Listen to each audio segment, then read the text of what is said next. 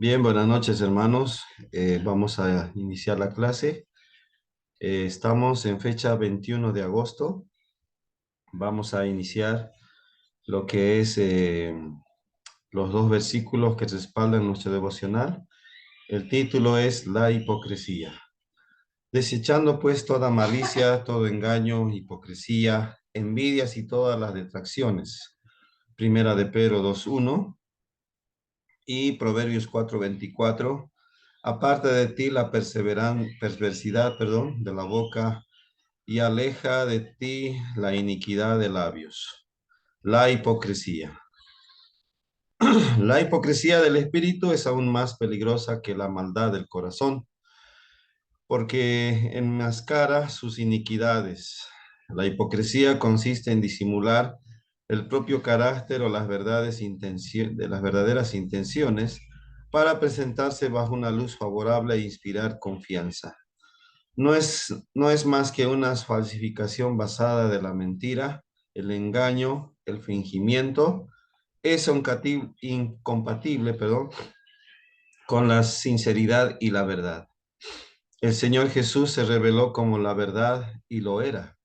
A los que una vez le preguntaron, ¿tú quién eres? Les respondió, lo que desde el principio os he dicho, en Juan 8:25, no había diferencia en lo que Jesús era y lo demostraba a los demás. Él aborrecía la hipocresía y a menudo la denunciaba. Los evangelios nos muestran algunos ejemplos. Personas que daban limosna, oraban y ayunaban en público para ser vistas por todos. Otras honraban a Dios con los labios y no con el corazón. Algunos le reprocharon por curar a un hombre el día sábado, mientras ellos mismos cuidaban su ganado ese día. Todos podemos ser hipócritas. A veces incluso la excesiva cortesía puede ser hipocresía. Cristianos, estemos siempre atentos para no ceder a esta inclinación que es contraria a la actitud de Cristo y ajena a la nueva naturaleza del creyente. Tú has probado mi corazón y me has visitado de noche. Me has puesto a prueba y nada inicuo hallaste. He resuelto que mi boca no haga transgresión. Bien, el devocional de hoy titula La hipocresía. No, ¿cuántas veces en la vida de Jesús hemos visto personas que, como dice acá, fingiendo ser corteses, fingiendo ser personas de confianza, no mostraban su verdadera cara, sino que se escondían para tener otras intenciones? Normalmente en el mundo que no conoce al Señor, puede, ¿no? Actuar de esta manera, pero incluso en lo que es los creyentes en la iglesia también tienen esas actitudes, ¿no? Como que quiere conseguir algo y empieza a adular y empieza a poder tener no sé, favor que después a la larga pueda pedir, que luego pueda tal vez tener una actitud en la cual sea de traición, ¿no? Como Judas, que al principio estaba bien, pero luego traicionó a su maestro, ¿no? Entonces el devocional de hoy nos pide que dejemos toda malicia, todo engaño, hipocresía, envidias y todas las detracciones que vienen de lo que es la carne y nada bueno nos hace a nosotros, ¿no? Bien, vamos a orar, vamos a agradecer al Señor. Oremos. Gracias, Señor, por esta noche, esta clase, Padre amado, que tú nos das. Te pedimos que usted nos dé siempre dirección, que usted siempre nos pueda guiar, que, Padre amado, tú puedas enseñarnos muchas cosas a través de tu palabra. Tu palabra es viva y eficaz y es el manual de instrucción para nosotros, pero no solamente queremos aprender de teoría, sino también ponerlo en práctica.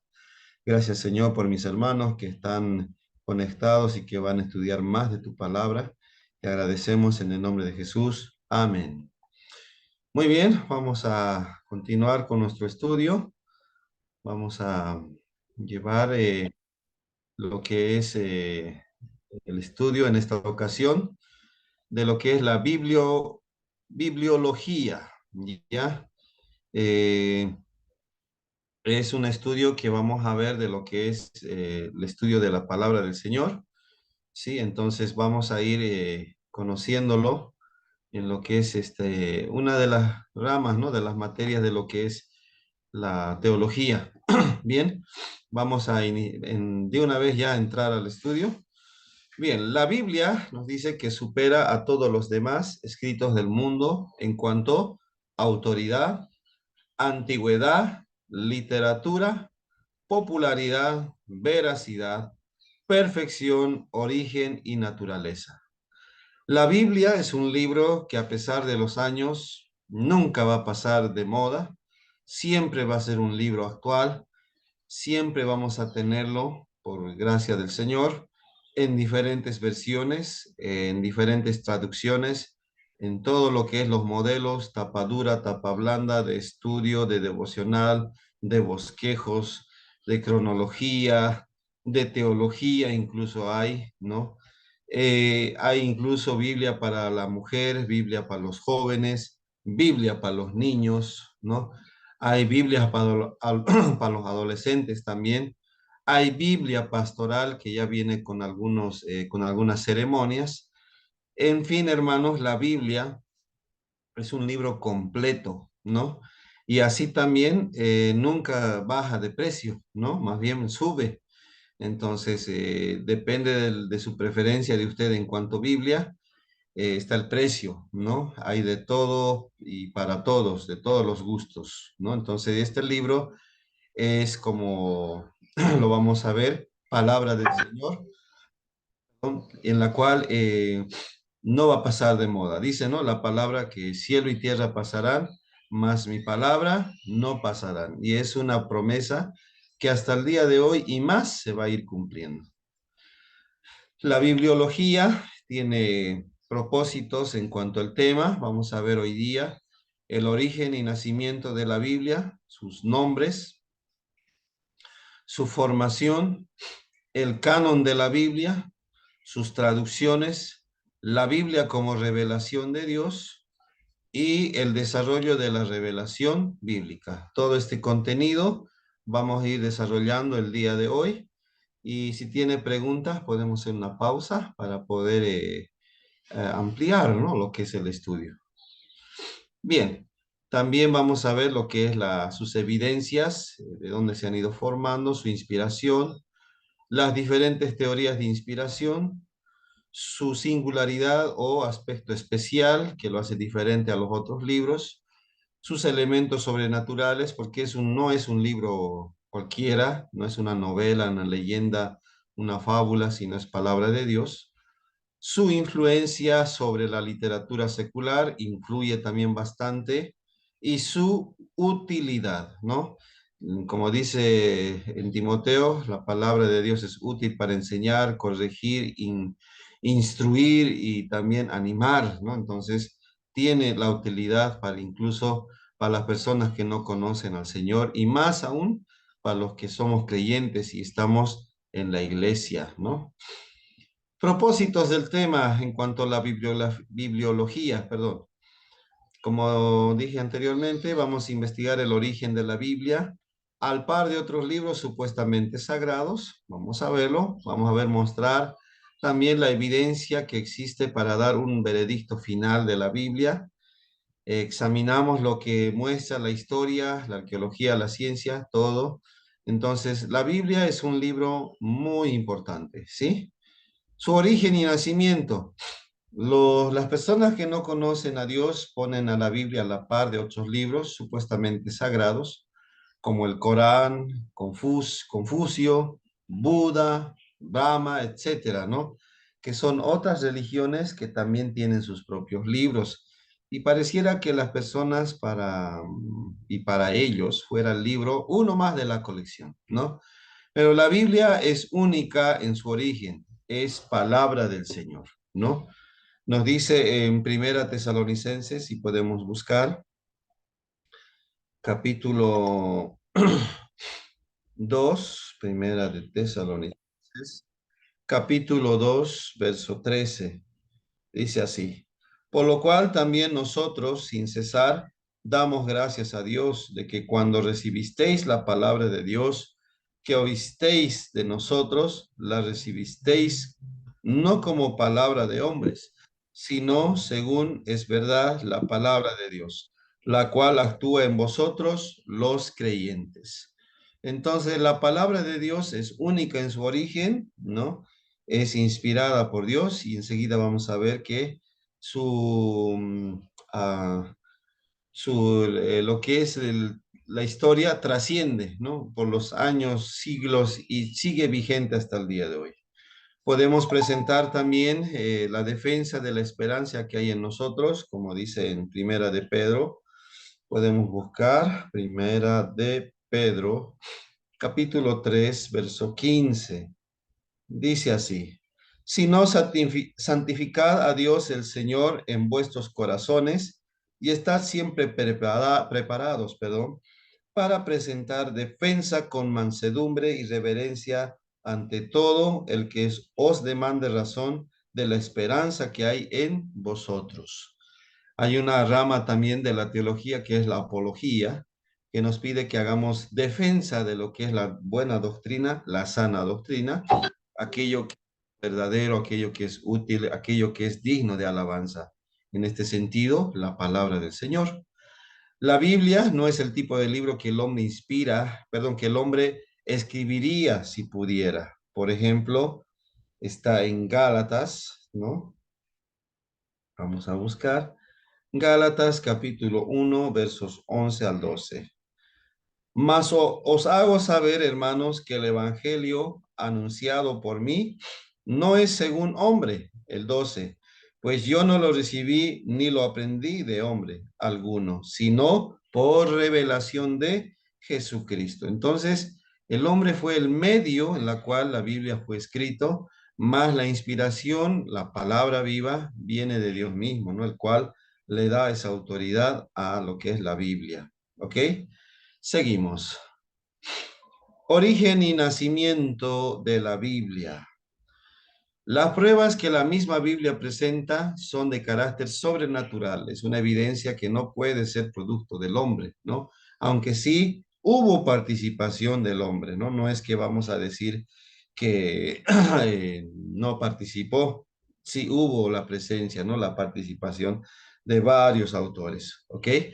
El mensaje que ella tiene muestra que es un libro teocéntrico, ¿no? Como hemos visto, la teología es el estudio de Dios, ¿no? Su historia, su origen, sus atributos y qué más, su palabra, ¿no? Entonces, el mensaje que ella tiene, que es un libro teocéntrico, gira en torno a un Dios creador, majestuoso, supremo, soberano, Señor y sustentador, como lo menciona acá en estas dos citas bíblicas. Entonces, vuelvo a decir, no es un libro más, sino es palabra del Señor.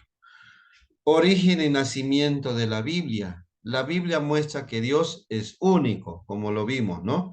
Dios en tres personas, pero Él es único. No hay otro Dios, ¿no? No hay otro más, a no ser que el hombre haya creado en su mente otros dioses, falsos dioses, ¿no? Según la necesidad de alabar a un Dios que tenía el programa dentro de sí de dar alabanza a Dios, ¿no? Y en su ausencia del Dios verdadero, pues el hombre va creyendo, ¿no? Y va creando también otros dioses, ¿sí? No hay otro como él, como dice en Primera de Reyes, capítulo 8, verso 23. No sé si estamos todos. Sí, estamos todos. Me sentía solo al empezar la clase, pero bienvenidos hermanos, ¿sí? Bien, voy a designar más adelante lecturas, así que tenga al lado suyo su Biblia, ¿no? Entonces, para dar lectura, ¿ok? Vamos a ver en Primera de Reyes, capítulo 8, versículo 23, dice así: dijo Jehová, Dios de Israel, no hay Dios como tú, ni arriba en los cielos, ni abajo en la tierra, que guardas el pacto y la misericordia a tus siervos, los que andan delante de ti con todo su corazón. No hay otro como él. La magnificencia y el poder son de él. Él es el fuerte y misericordioso, como lo dice en Éxodo 34, ¿no? Por lo cual la Biblia presenta a Dios como el que ejerce absoluta autoridad sobre todos los ramos físicos, morales, espirituales, y dirige todo para su gloria. ¿Y quién más, hermanos? A través de su palabra que tiene su efecto en los hombres y en la iglesia, ¿no?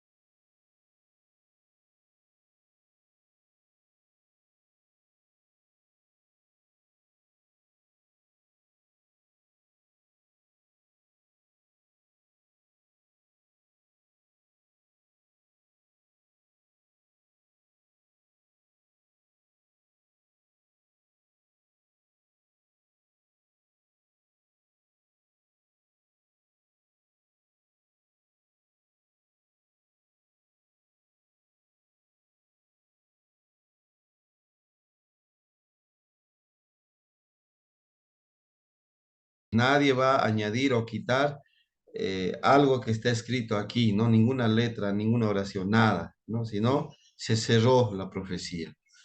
Y hay un ejemplo acá que Moisés fue el primero en recibir órdenes para escribir. ¿Se acuerdan, hermanos?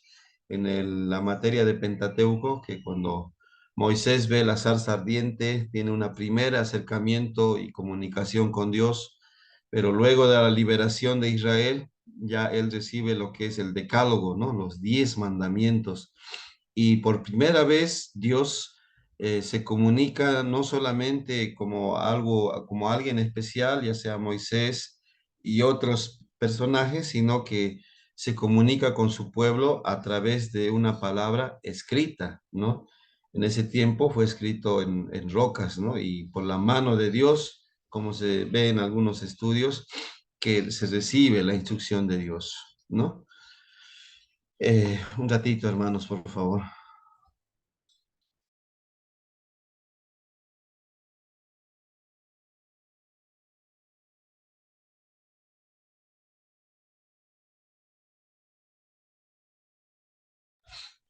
Bien, vamos a continuar. Perdón, hermanos, parece que ahora me tocó estar resfriado, ¿no? Y más bien no los voy a contagiar porque no hay resfrío mediante internet, ¿no? A no ser que sea un virus, tal vez. No, pero vamos a estar recuperando. Bien, hablamos de lo que es también otro aspecto del origen de la Biblia, que también Dios fue también instruyendo y guiando a su pueblo, ¿no? Por ejemplo, después de Moisés, a Josué, Samuel, ¿no? Y aparte de ellos, tal vez no hay otra evidencia de escritos anteriores que fuesen inspirados. Josué tiene su libro que se menciona, ¿no? Josué, y Samuel está en sus dos tomos, ¿no? Primera y segunda Samuel, que habla de lo que es el inicio de la monarquía, ¿no? En los 120 años y luego más reyes que había en el norte y el sur. Después de Moisés, todos los profetas, sacerdotes y reyes hicieron referencia a los escritos inspirados, ¿no? Como menciona acá, si podemos dar lectura. Por ejemplo, vamos a leer Isaías, Isaías capítulo 8. Isaías,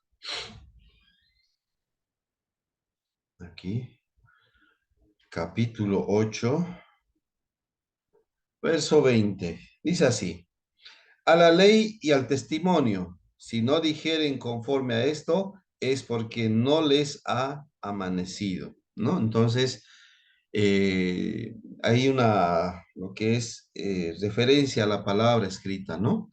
Y como menciona acá, no hubo tal vez más referencia, ¿no? De que alguien podía escribir. El Señor mismo, también dice acá, hermanos, apeló a los escritos del Antiguo Testamento, el Señor Jesús, también los apóstoles, pero ninguno hizo referencia a los escritos anteriores a Moisés, ¿no? Entonces, si vemos lo que es de las referencias que usa Jesucristo, nuestro Señor Jesucristo y también los apóstoles, tiene referencia, ¿no? A lo que es los profetas mayores, profetas menores, algunas veces a Deuteronomio, incluso se habla también de Éxodo, ¿no? Entonces hay referencia. Estos escritos no inspirados anteriores a los Moisés podrían mencionarse como referencias de historias, de leyendas de los caldeos. En historia secular se habla bastante de esta cultura, que fue una cultura que tuvo sus orígenes en lo que es la artesanía, ¿no?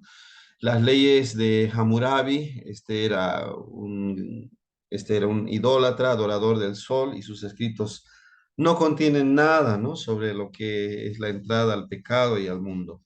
Pero, perdón, este código Hammurabi se usa mucho en lo que es la profesión de la abogacía, ¿no? El derecho, y se toma muy en cuenta, pero como eh, referencia en lo que es conocer a Dios y lo que es correcto y agrada, no hay, ¿no? No hay nada del que menciona. Ninguna obligación de la criatura para el Creador, no hay. Ninguna provisión para los pobres pecadores, no hay, ¿no? Solo se basaban en las leyendas y mitologías, ¿no? Entonces, no hay otro libro aparte de de lo que es la Biblia que nos va a llevar a conocer a Dios, ¿no? Lo que debemos hacer y lo que no debemos hacer. Esa es la instrucción que Dios da a través de su palabra. Muy bien, vamos a ver ahora sus nombres, ¿no? En cuanto a lo que es la bibliología. Hay muchos nombres, vamos a ir conociendo, hermanos. Por ejemplo, la Biblia, dice, este nombre viene de la palabra griega biblios, que quiere decir simplemente biblioteca, ¿no? El conjunto de libros. ¿Cuántos libros? Esto han pasado en la materia de introducción a la Biblia. 39 en el Antiguo Testamento y 27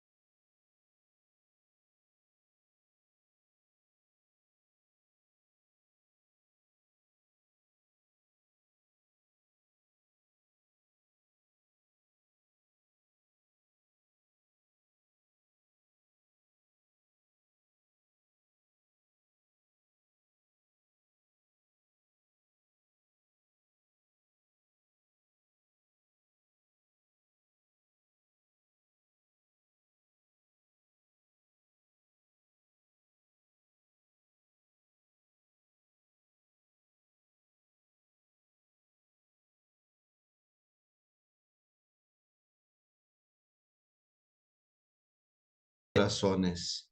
Entendiendo primero esto, que ninguna profecía de la Escritura es interpretación privada, porque ninguno de la profecía fue traída por voluntad humana, sino que los santos hombres de Dios hablaron siendo inspirados por el Espíritu Santo.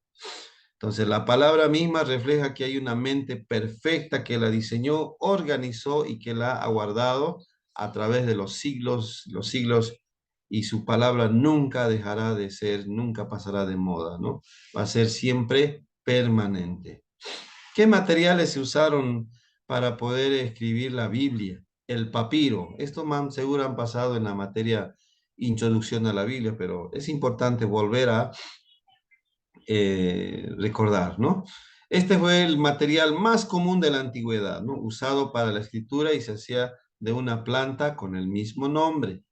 Era una planta que crecía en las partes más secas de los lagos y los ríos en Egipto y Siria. Se hacían embarcaciones en el puerto y Siria llamado Biblios. También hay otra referencia bíblica de que de ahí también nació, ¿no? El nombre para lo que es la Biblia. Materiales usados. El papiro, como dije, tiene bastantes cualidades y espesores. Era un material perecible, sin embargo, podía dar mucho tiempo. O sea, como era un material natural, había la tendencia de que se pueda, en otras palabras sencillas, podrir, ¿no? Poder romperse, ¿no? Hacerse pedazos. Pero nos dice que sí duraba un tiempo, ¿no? Muy, muy necesario. El fragmento más antiguo conocido data de los años 2400 antes de Cristo. ¿No? Incluso se habla de que se encontraron los escritos más antiguos de lo que es el Evangelio de Judas, ¿no? Eh, que en cierta manera fue muy anecdótico, tratando de poder introducir ciertas teorías de la vida de Jesús, su vida personal y tratando de desprestigiar, ¿no? La vida de Jesús, el ministerio que tuvo. Entonces, para eso nosotros debemos conocer, ¿no? Los principios fundamentales del origen de la palabra, ¿no? De lo que es la naturaleza divina de Jesús, la naturaleza humana, etcétera, ¿no? Para poder también hacer la defensa propia del Evangelio.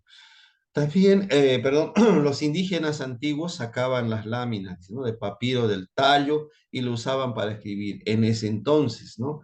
No había pues el papel, ¿no? No había lo que es la impresora. Se daban formas de poder escribir.